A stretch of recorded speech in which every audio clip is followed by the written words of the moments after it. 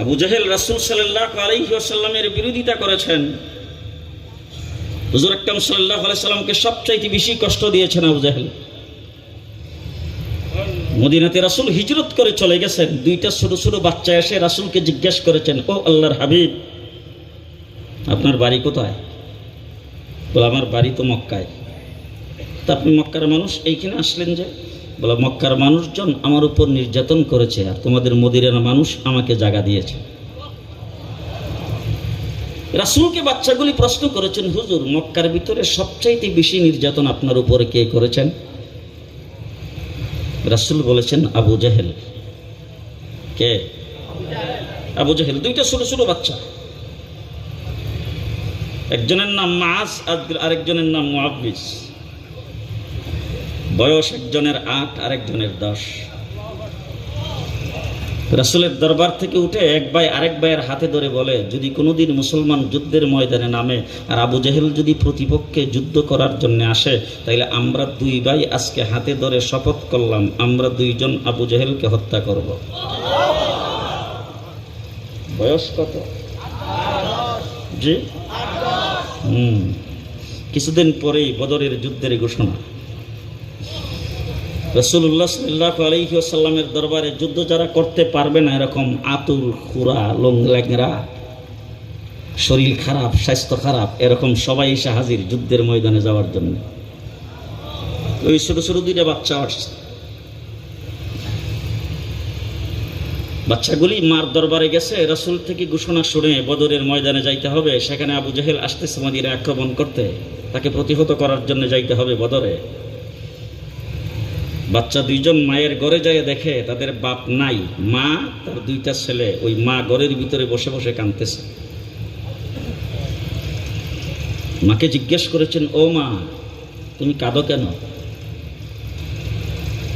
মা ডাক দিয়ে বলেছেন, কাঁদি, মুহাম্মদুর রাসূলুল্লাহ সাল্লাল্লাহু আলাইহি ওয়াসাল্লাম আবু জাহেলের বাহিনীর সাথে যুদ্ধ করতে যাবে। আজকে যদি তোর বাবা দুনিয়াতে জীবিত থাকতো, তাহলে তোর বাবাকে যুদ্ধের ময়দানে পাঠায়া হাসরের ময়দানে আমি মুজাহিদের স্ত্রী হিসাবে উঠতে পারতাম। তোরা দুইজন যদি নওজোয়ান হইতে, তাইলে তোদেরকে পাঠায়া আমি হাসরের ময়দানে মুজাহিদের মা হিসাবে উঠতে পারতাম,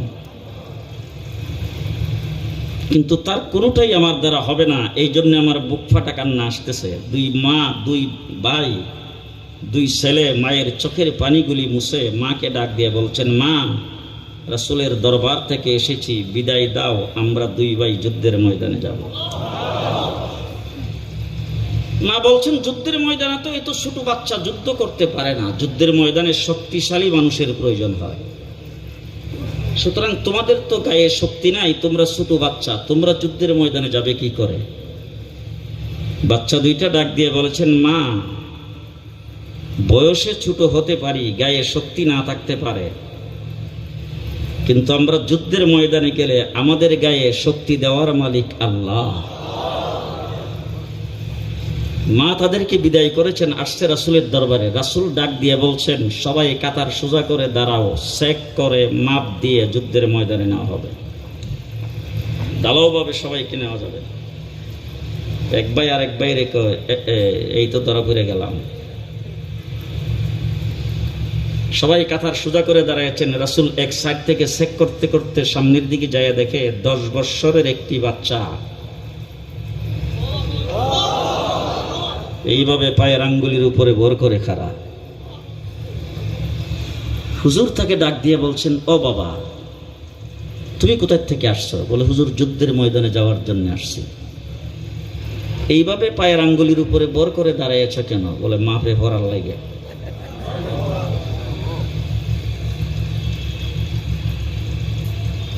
আল্লাহর নবী বলছেন, বাবা, শুনছি তোমার মা ঘরে আছে, বাবা নাই, তুমি তোমার মায়ের খেদমত করো, জিহাদের সওয়াব পাইবা। বাচ্চাটা মায়ের ঘটনাগুলি খুলে বলে রাসূলকে বলছেন, হুজুর, আমি যদি এখন ফেরত যাই, মা কলিজা ফেটে মারা যাবে, আমাকে যুদ্ধের ময়দানে পাঠান। রাসূল ওই বাচ্চাটাকে যুদ্ধের ময়দানের জন্য অনুমতি দিলেন। সামনের দিকে যায়, দেখে তার ছোট ভাই 8 বৎসরের, সেটাও দাঁড়ানো। হুজুর ডাক দিয়ে বলছেন, তুমি যাইতে পারবা না, বলে হুজুর আমার বড় ভাইকে অনুমতি দিয়েছেন, আমরা দুই ভাই একসাথে মার কাছ থেকে বিদায় নিয়ে এসেছি। বলে আরে তোমার বড় ভাইকে অনুমতি দিয়েছি, বড় ভাই তো 2 বছরের বয়স বেশি, দেখতে শুনতে একটু হৃষ্টপুষ্ট, তুমি তো দেখতেও ছোট দেখা যায়, আর তোমার বয়স 2 বছর কম, তুমি তো যাইতে পারবা না, তুমি ছোট বাচ্চা। ছোট ভাই ডাক দিয়ে বলে হুজুর বড় ভাইয়ের 2 বছর বয়স বেশি হওয়ার কারণে আর গায়ে শক্তি একটু বেশি থাকার কারণে যদি ওনাকে অনুমতি দিয়ে থাকেন তাইলে ওনার সাথে আমাকে একটু কুস্তি লড়ান, যদি কুস্তি লইরা হারাইতে পারি তাইলে নেবেন কি? আল্লাহর নবী ডাক দিয়ে বলেছেন আসো দেখি। 2 ভাইকে একত্রিত খাড়া করেছেন, সাহাবায়ে কেরাম সবাই তাকে আছে, এক ভাই আরেক ভাইয়ের দিকে চোখে ইশারা করেছেন। ছোট ভাই বড় ভাইকে ইশারা করে ডাক দিয়ে বলে ভাই তুমি যদি আমাকে শক্ত হাতে ধরো তাইলে আমি পারবো না, আমাকে নরম হাতে ধরবে। ধাক্কা দিয়েছি বুঝতে পেরে নিজেই তুমি নিচে পড়ে যেও, এই মুহূর্তে তুমি যদি আমার কাছে হেরে যাও তুমি লজ্জাশীল হবে, লজ্জা পাবে। কিন্তু যুদ্ধের ময়দানে গিয়ে যদি যুদ্ধ করতে পারি 2 ভাই একত্রিত হয়ে হাসরের কঠিন ময়দানে আল্লাহ রাব্বুল আলামিন তোমার ইজ্জত বাড়ায়া দেবে।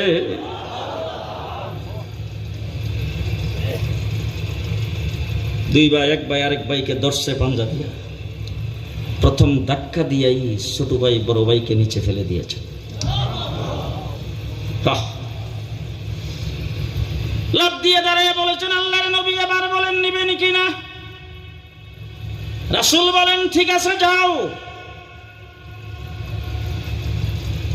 2টা বাচ্চা যুদ্ধের ময়দানে গেছেন, বদরের যুদ্ধে প্রচন্ড বেগে যুদ্ধ চলছে। আল্লাহর নবী খালি হাতে রোজা রাখা অবস্থায় 313 জনকে মাঠে ছেড়ে দিয়েছেন। রাসূল আল্লাহর দরবারে হাত উত্তোলন করেছেন, সিজদায় গিয়েছেন, ইয়া হাইয়ু ইয়া কাইয়ুম বলে আল্লাহকে ডাকতে শুরু করেছেন। জিবরাইল আমিনকে রাসূলুল্লাহ সাল্লাল্লাহু আলাইহি সাল্লামের দরবারে আল্লাহ পাক প্রেরণ করেছেন, জিবরাইল যাও। তবে অন্য সময় উহি নিয়ে যাইতা, একা একা আমার হাবিবের সঙ্গে যায় সাক্ষাৎ করেছো, আজকে যাওয়ার সময় সেনা বাহিনীদেরকে নিয়ে যাইও। হযরত জিবরাইল আমিন রাসূলের দরবারে এসে ডাক দিয়ে বলছেন হুজুর 3000 আমার সাথে আছে। এত জোরে সুবহানাল্লাহ, 3000 আর কর্ণফুলী ব্রিজের এইখানে আছে আরো 5000, প্রয়োজনে মাস করবে। যুদ্ধের ময়দানে প্রচন্ড বেগে যুদ্ধ চলছে। সাহাবায়ে কেরাম বলে হুজুর আকবিল আকবিল, আগে বাড়ো আগে বাড়ো বলে প্রচন্ড আওয়াজ শুনি কিন্তু কোনো মানুষ দেখি না। আল্লাহর নবী ডাক দিয়ে বলেছেন সাহাবায়ে কেরাম ফেরেশতাদের কমান্ডার জিবরাইল ফেরেশতাদেরকে আগে বাড়ার জন্য কমান্ড করতেছে। প্রচন্ড বেগে যুদ্ধ চলছে।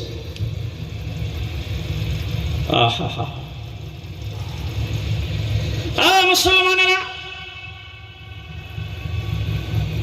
যুদ্ধের ময়দানে একজন সাহাবী দূর থেকে দেখেছেন আবু জাহেল একটি উঁচা ঘোড়ার উপরে বসে বড় বড় খাক ডাক দিয়ে যুদ্ধ পরিচালনা করে। এমন সময় ডাইনে বামে তাকাইতে শুরু করেছেন, শক্তিশালী কিছু মুজাহিদ যদি আমার সাথে পাই তাহলে আবু জাহেলের উপর আক্রমণ করতে সুবিধা হবে। এমন সময় ছোট 2টা বাচ্চা এসে ডাক দিয়ে বলেছেন চাচা মক্কা থেকে হিজরত করে মদিনায় এসেছেন বলে হ্যাঁ। আবু জাহেল সাহেবকে চিনেননি? আবু জাহেল দিয়ে তোমরা কি করবে? যদি আপনি চিনেন তাইলে আমাদেরকে একটু ইশারা দিয়ে দেখায় দিবেন, আমরা 2 ভাই বাড়ির থেকে নিয়ত করে এসেছি আবু জাহেলকে হত্যা করব।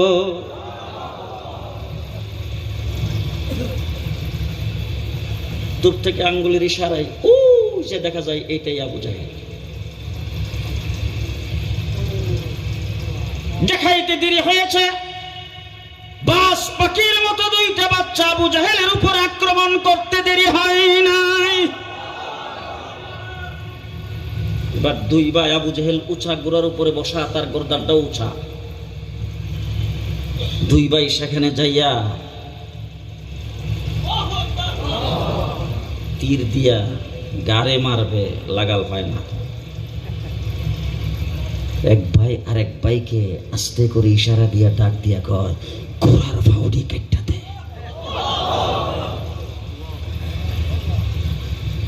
ঘোড়ার পাউগুলি কেটে দিয়েছেন। আবু জাহেল নিচে পড়ে গেছে। হযরত আব্দুল্লাহ ইবনে মাসউদ এসে বুকের উপরে সওয়ার হয়ে আবু জাহেলের গর্দান কেটে ফেলেছেন। দুই ভাইও আবু জাহেলের উপর আক্রমণ করেছেন। এবার দৌড়াইয়া রাসূলের দিকে যাচ্ছেন। কাছে যায়া ছোট ভাই বড় ভাইকে ধাক্কা দেয়ার কত, তুই সর, আমি মারছি। হিরা উচ্চা কর, তুমি সরো, আমি মারছি। আল্লাহর নবী দেখে ডাক দিয়ে বলেছেন, কি হয়েছে, কি হয়েছে? ছোট ভাই বলে, হুজুর আমি মারছি। বড় ভাই বলে, আমি মারছি। রাসূল বলেন, ঝগড়ার প্রয়োজন নাই। তোমরা দুইজন যেই তলোয়ার দিয়ে আবু জাহেলকে হত্যা করেছো, তলোয়ারটা কি দয়ে ফেলছো? বলে না। তাইলে তলোয়ার আমার কাছে আনো। তলোয়ার রাসূলের হাতে দেওয়ার পরে রাসূল দেখে দুইটা তলোয়ারই রক্ত লাগানো আছে। হুজুর ডাক দিয়ে বলেন, এই রক্তেই প্রমাণ করে তোমরা দুই ভাই একত্রিত আবু জাহেলকে হত্যা করেছো। কাকে বলে ঈমান? আরে দুই ভাইয়ের এক ভাইকে আবু জাহেলের উপর আক্রমণ করার পরে আবু জাহেলের বংশধর তার বাহিনীর একজন সৈন্য এসে এক ভাইয়ের হাতের মধ্যে তলোয়ার দিয়ে আক্রমণ করেছেন। তলোয়ারে হাতটা পুরাটা কেটে গেছে, একটু চামড়া বাকি আছে। ওই চামড়াটা সহ হাতটা যখন ঝুলে, ওই ঝুলানো হাত নিয়ে যুদ্ধের ময়দানে যুদ্ধ করতে কষ্ট হয়। কিতাবের মধ্যে আসছে, হাতটাকে পায়ের নিচে রেখে টান দিয়ে ছিঁড়ে ফেলে দিয়ে যুদ্ধের ময়দানে অগ্রসর হয়েছে। কাকে বলে ঈমান? ঈমান কাকে বলে? ও আমার ভাইরা, দুনিয়াতে যতদিন বেঁচে থাকবো ইমানদার হয়ে বেঁচে থাকতে হবে। সবাই বলবেন না।